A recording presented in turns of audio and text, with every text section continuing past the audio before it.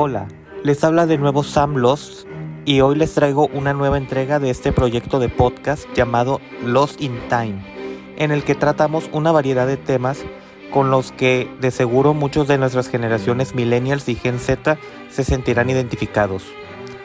Para este segundo episodio he seleccionado el tema de la literatura juvenil, ya que nosotros vimos una transición a una generación cada vez más lectora, pues justamente hace poco alguien me comentó que los jóvenes de hoy en día casi no leen. Sin embargo, yo he visto todo lo contrario. Son cada vez más los que desarrollan interés por la literatura y aquí analizaremos un poco el tema, desde el boom que trajo Harry Potter y las sagas juveniles hasta el apogeo del internet con plataformas como Wattpad, fanfiction.net y otras. Así que, sin más preámbulo, comencemos. Durante milenios, el acceso a los libros y por ende a la literatura y cultura fue accesible solo para unos cuantos sectores de la población. Esto comenzó a cambiar hasta hace relativamente pocos siglos. Anterior a eso, las historias o cuentos venían de relatos folclóricos con mensajes morales transmitidas por la tradición oral que después se recopilaron de manera escrita. Entre los primeros ejemplos están El gato con botas y Caperucita Roja.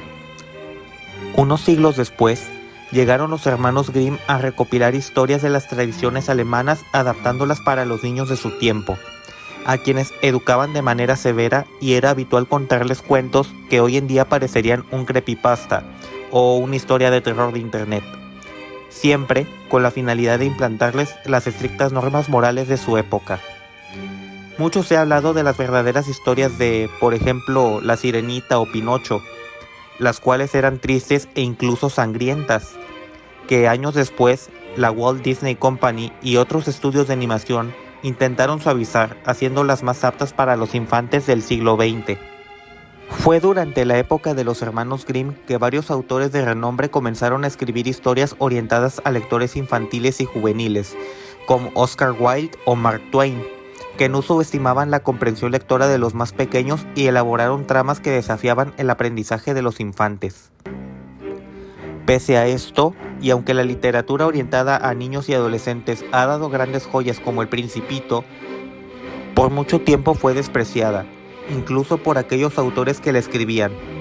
El ejemplo más conocido de esto es el de Alan Alexander Milne, famoso por ser el creador de los libros de Winnie the Pooh, su obra más famosa.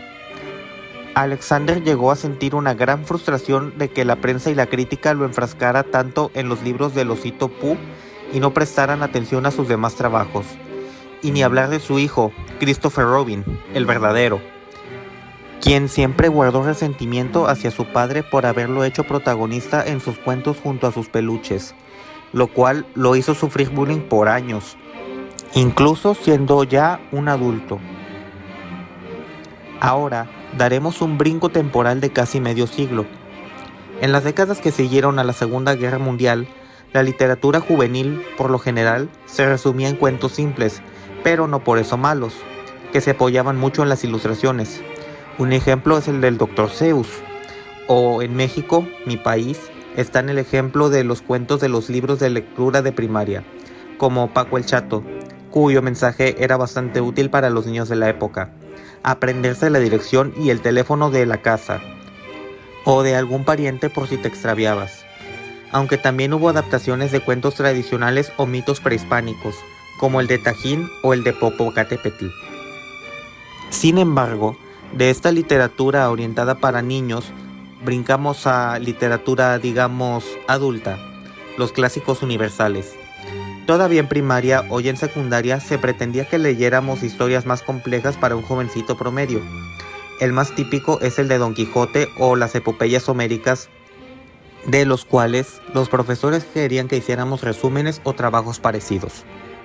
Algunos ya teníamos el gusto por la lectura desarrollado, pero a mi parecer estos métodos, en lugar de hacer ver la actividad de leer como algo divertido, lo convertían en una especie de castigo, un deber, algo que solo hacías para cumplir con tu tarea y aprobar un examen de la materia de español. Esto anterior es hablando de generalidades que también viví, Pero por otro lado, en la escuela donde yo estudié la primaria había métodos un poco más flexibles para desarrollar el placer por leer y permitían que trajéramos libros de nuestras casas para tener una pequeña biblioteca en el aula.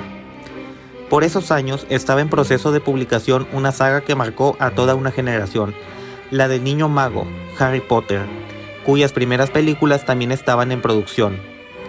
A pesar de las controversias que hubo por parte de grupos conservadores y religiosos, en la escuela a la que asistía, que por cierto era de orientación católica, no hubo polémica en que leyéramos los libros de Harry Potter, ya que las maestras consideraban que, aunque tenían temas oscuros, la narrativa de la autora era bastante ligera y digerible para un lector joven. Y justo en medio de esa polémica fue que en varias partes del mundo los más chicos comenzaron a mostrar un genuino interés y gusto por la lectura. Ya no era solo una actividad que hacías para cumplir con las tareas escolares o algo que tenías que hacer para que tus padres te dieran un premio. Cabe aclarar que Harry Potter no fue la primera saga en su estilo. Anteriormente hubo otras como las Crónicas de Narnia, pero sí fue la que trajo ese fenómeno que casi no se veía. Pese al éxito del opus magnum de Rowling, no estuvo exenta de críticas.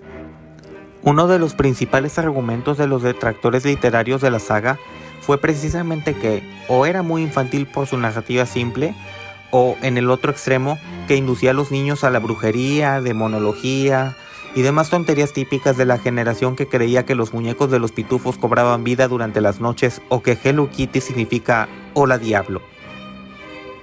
Más adelante llegó otro boom para los lectores jóvenes con la saga Crepúsculo de Stephenie Meyer, igualmente criticada ya que se le acusa de deteriorar el arquetipo del vampiro, cosa que ha sido parodiada varias veces en la cultura popular como en la primera película de Hotel Transilvania, que al igual que Harry Potter no fue la primera en mostrar esta nueva imagen de los vampiros, solo que era una trama más sencilla dirigida a adolescentes, a diferencia de, por ejemplo, los vampiros de Crónicas Vampíricas de Annie Rice, que también se mostraban con una imagen estéticamente atractiva, pero su comportamiento era sanguinario, equiparable al de los vampiros clásicos como Drácula de Bram Stoker.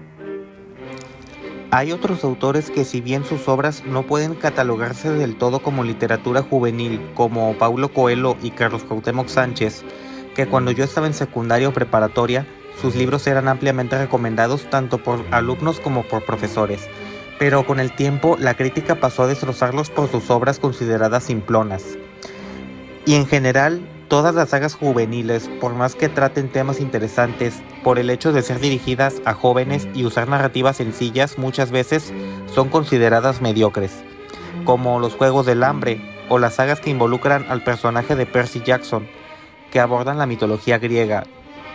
Este último ejemplo he visto que de hecho ha invitado a muchos jóvenes a empaparse más de los clásicos griegos. Claro, como en cualquier género, hay sus joyas, así como también malos trabajos. Podemos hablar sobre lo que algunos llaman democratización de la literatura, en donde con las ventajas del internet, cada quien es libre de publicar a través de plataformas como Wattpad o Amazon. Esto comenzó en buena medida con los fanfictions, que muchos escritores amateurs, a menudo adolescentes o jóvenes adultos, publicaban ya fuera en sus blogs personales o en plataformas como fanfiction.net. Evidentemente, uno no esperaría encontrar aquí al nuevo Cervantes, pero a muchos les sirvió como un entrenamiento para adentrarse en el mundo de la escritura, al grado que, de hecho, sagas como Cazadores de Sombras tienen sus orígenes como fanfics. Luego llegaron Wattpad y plataformas similares donde ocurren cosas parecidas. Hay de todo, fanfics sobre series, animes o últimamente sobre artistas, destacando el K-pop en los últimos años. Pero esto tampoco es nuevo. En su momento había historias escritas por fans de grupos como One Direction, Tokyo Hotel, etc. También hay muchísimas novelas y sagas originales. De entre este océano de historias, ha habido sagas tan buenas que editoriales tradicionales han optado por publicar de forma impresa algunas de estas historias. Pero resulta que también hay prejuicios por determinados críticos contra las novelas que tienen orígenes en Wattpad, sin tomar en cuenta que pueden llegar a ser historias muy buenas. Pienso que la opinión de la crítica especializada es válida y nos puede ayudar a determinar si damos una oportunidad a una historia o no. Pero a fin de cuentas, no hay mejor crítico que uno mismo. Como conclusión del tema, podríamos intentar replantearnos la manera de instruir a los más jóvenes hacia el hábito de la lectura. La literatura juvenil o autores como Coelho son una invitación, un primer peldaño para leer otro tipo de obras más elaboradas en un futuro. O si estos géneros son lo tuyo, puedes seguir leyéndolos. No hay ningún problema y nadie debería juzgarte por ello. Al igual que lo que mencionamos en el episodio anterior, tanto la música como la lectura son gustos personales e íntimos y no le debes ninguna satisfacción a nadie más que a ti. Y bueno, hasta aquí lo dejamos por esta ocasión. Seguiremos con este nuevo podcast. Ya preparamos también lo necesario para la tercera entrega. Espero que este segundo episodio haya sido de su agrado. Les pido que si les ha gustado, me apoyen con su like y su suscripción, así como también que me sigan en mis redes sociales, cuyos enlaces encontrarán en la descripción. Sin más, me despido. Esto ha sido Lost in Time.